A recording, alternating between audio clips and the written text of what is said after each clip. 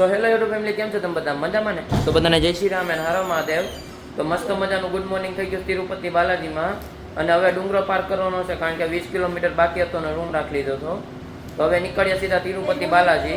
તો લિફ્ટમાં નીચે જાય અને હું ને મયુર લિફ્ટમાં છે, પેલા બધા ઉતરી ગયા. અને ધોતિયું પહેરવું પડીએ, કેમ લાગે?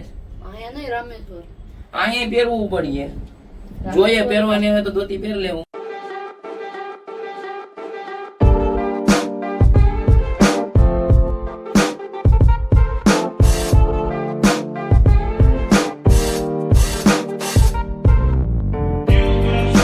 અને મિત્રો 20 કિલોમીટર બાકી હતું ને ટ્રાફિક એટલી થઈ ને એની તમે વાત જ પૂછો માં. જો કાંઈ જીવી તેવી પબ્લિક છે અને ઉપર જેટલા લગેજ છે ને એ બધા કટવે, કારણ કે ઉપર અલાઉડ નથી સામાન બહુ, એટલે જો કાંઈ જીવી તેવી ટ્રાફિક થઈ ગઈ.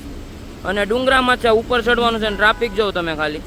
અને મિત્રો ટ્રાફિક એટલી છે ને કે તમે વાત પૂછોમાં. અને બધું ચેક કરે, ઓલ ટોટલ લગેજ કટાવે બધું, અને બોનેટ પણ ખોલીને ચેક કરે. અને જો કાલે બધો ડેકીમાં સામાન કાઢે, આ ચેકપોસ્ટ છે અને બધો સામાન કટવે છે. એટલે તમે આવો તો પેલા સામાન મૂકીને આવજો, નકર તમે પણ આમ ટ્રાફિકમાં હેરાન થાઓ. અને જો તમે ખાલી ટ્રાફિક જો કેટલે લગન કાંઈ નહીં તો 1.5 થી 2 કિલોમીટર સુધી લાઈન હોય. અને ટ્રાફિક એટલી છે ને કે એની વાત નથી પૂછાતી ને, કારણ કે બધો સામાન ચેક કરે ને કઢવે ને એટલા માટે થઈને. અને જો આ જેટલા લગેજ ઉપર હોય ને બધા છોડવા પડશે. કલાક થઈ, કલાક હજી રસ્તો સાફ નથી થયો. શું કરવાનો? ટ્રાફિક એટલી છે ને કે રસ્તો હજી નથી સાફ થયો. કલાક થઈ ફી અને હજી લાઈનમાં જ છે. અને જો હું ટ્રાફિકમાં ગાડી કાઢું અને જો મયુર ને હાલતા છોડે, નકર લાઈન મૂક્યું ને તો લાઈન પૂરી થઈ જાય. એટલે જો હાલતા જાય ને દોરી છોડતા છે. મયુર ટ્રાફિક કેવી છે? ટ્રાફિક જોરદાર છે ને. અહીંયા જો લગેજ બધું છોડીએ ના પાડે એટલો બધી લગેજ લાવવાની. તમે આવો તો કાંઈ લગેજ વગેરે લાવતા નહીં, ઓછો લઈ જાઓ. ને મંદિર લગભગ 99% ઓલું જ લાગે છે, ઉપર છે એ. ટ્રાફિક દુનિયાની ટ્રાફિક બહુ છે કા. અને મિત્રો પેલા લગેજ ચેક કરાવી દે એટલે ઓછો ટાઈમ બગડે. અને જો લગેજ પણ લઈ લીધો એટલે પેલા ચેક કરાવી નાખીએ. તો ઠેલો પેલા મશીનમાં નાખી દઈએ એટલે ચેક થઈને આગળ આવી જાય. અને આપણું લગેજ નહીં તો ચેક થઈ ગયું છે. હવે લગેજ નહીં ચેક થઈ ગયું, 4 વ્હીલ ચેક થવાની બાકી છે. તો એ લાઈનમાં 4 વ્હીલ છે ને અહીંથી ચેક થશે નહીં, સીધા અહીંથી ડુંગરો ચડે રાખે. અને અહીંયા ઉપર જ મંદિર છે એટલે ટ્રાફિક બહુ છે, કારણ કે ચેક થશે ને બધું એટલા માટે થઈને. તો પાછો કમ્પ્લીટ સામાન બાંધી દીધો ઉપર. અને હવે જાય તિરુપતિ બાલાજી દર્શન કરવા. અને જો ઉપર સામાન બાંધી દીધો અને હજી 20 કિલોમીટર કાપવાનું બાકી છે, કાપી નાખીએ.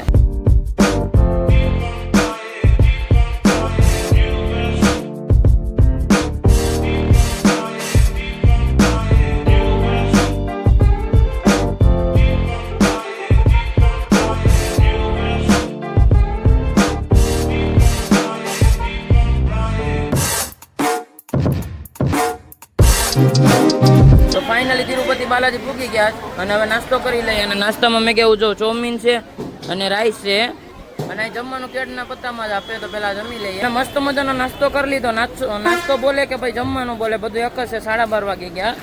અને જો મિત્રો આ મંદિર જેવું છે ને, ત્યાં તમારે ટકો કરવા આવવાનું. ટકો કરવો હોય તો તમારે આ મંદિરે આવવું પડે. જો આ મંદિર છે ને, ત્યાં આમાં ટકો કરવાનું છે, નાવાનું છે, બધું અંદર ને અંદર જ છે. અને મસ્ત મજાનો ચાંદલો કરી નાખ્યો છે આપણે. અને હવે દર્શન કરવા જાય. અને મિત્રો અહીંયા નીતિ નિવાસ છે, પહેલેથી ચાલુ આવે કે તિરુપતિ બાલાજી તમારે ટકો કરવો પડે. એટલે આપણે કોઈ વેદો નથી કર્યો, ફરજિયાત નથી, પણ પપ્પાએ ટકો કરાવી નાખ્યો. અને જો પપ્પાએ ટકો કરાવી નાખ્યો. અને હવે બધા થાય દર્શન કરવા. મિત્રો પર્સનલ ગાડી કરી અને દર્શન કરવા જાય. અહીંથી 3 કિલોમીટર હાલી જવાનું હતું એટલે ગાડી કરી લીધી. અને જો ગાડીમાં જ છે.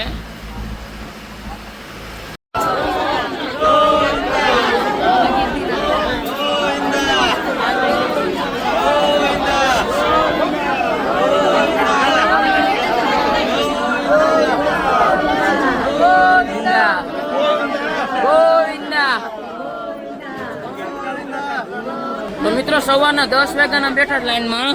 અને જો અત્યારના કેટલા 8 વાગી ગયા, હજી વારો ન થયો ને. સવારે ખબર પડે ક્યારે વારો આવ્યો, કારણ કે 48 કલાકનું તો બોર્ડ મારેલું જ હતું, પણ હજી વારો નથી આવ્યો. અને પબ્લિક એટલે ખબર છે 2 થી 3 લાખ સુધી તો પબ્લિક હશે જ લાઈનમાં તિરુપતિ બાલાજીમાં.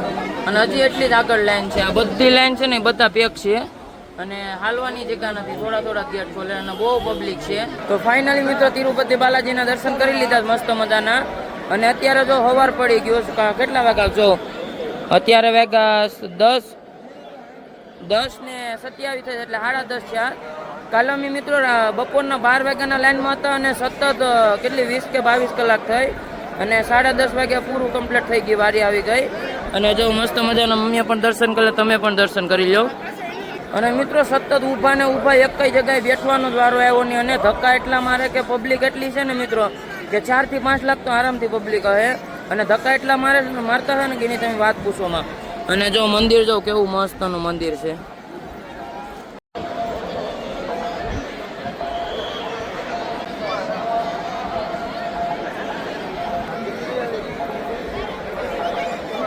અને અહીંયા હાસ એટલો છે ને કે જે મંદિરની ઉપરનો દીવો છે ને આપણે પવન પણ એટલો જ આવે.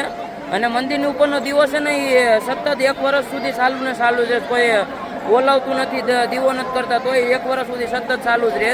એટલો તો એ તિરુપતિ બાલાજીનો હાથ છે. અને હા મિત્રો બીજી વાત કે તિરુપતિ બાલાજીના મોવાડા આવે ને માથેના, એ કાયમીના ધોવામાં આવે અને એ કટિંગ પણ કરે. અને એ મોવાડા સાક્ષાત છે, ઉગે પણ હો, કાપે એની નથી, વાળ બહુ મોટા થઈ જાય ના. અને એટલા માટે થઈને આપણે પણ વાળ ધરવા પડે અહીંયા. મિત્રો જો આપણે હામું તિરુપતિ બાલાજી માતાજીનું મંદિર છે અને એની પછવાડે જ આપણે એ મંદિર છે. એમાં જો તિરુપતિ માતાજીની મૂર્તિ નાખેલી છે. અને અહીંયા છે ને 15 વર્ષ પહેલાં મારા દાદા ને દાદી આવતા ને, બસુ દાદા અને રૂડી દાદી, એવા અહીંયા ફોટો પાડ્યો હતો. એટલે મમ્મી પપ્પા કે અમારે અહીંયા જ ફોટો પાડવો. તો જો આ સેમ લોકેશન અમે ગોતી લીધું છે ફોટો પાડવા. હવે મસ્ત મજાનો અહીં ફોટો પાડી લઈએ. તો મસ્ત મજાના દર્શન થઈ ગયા છે અને હવે નીકળી આદિયોગી તરફ.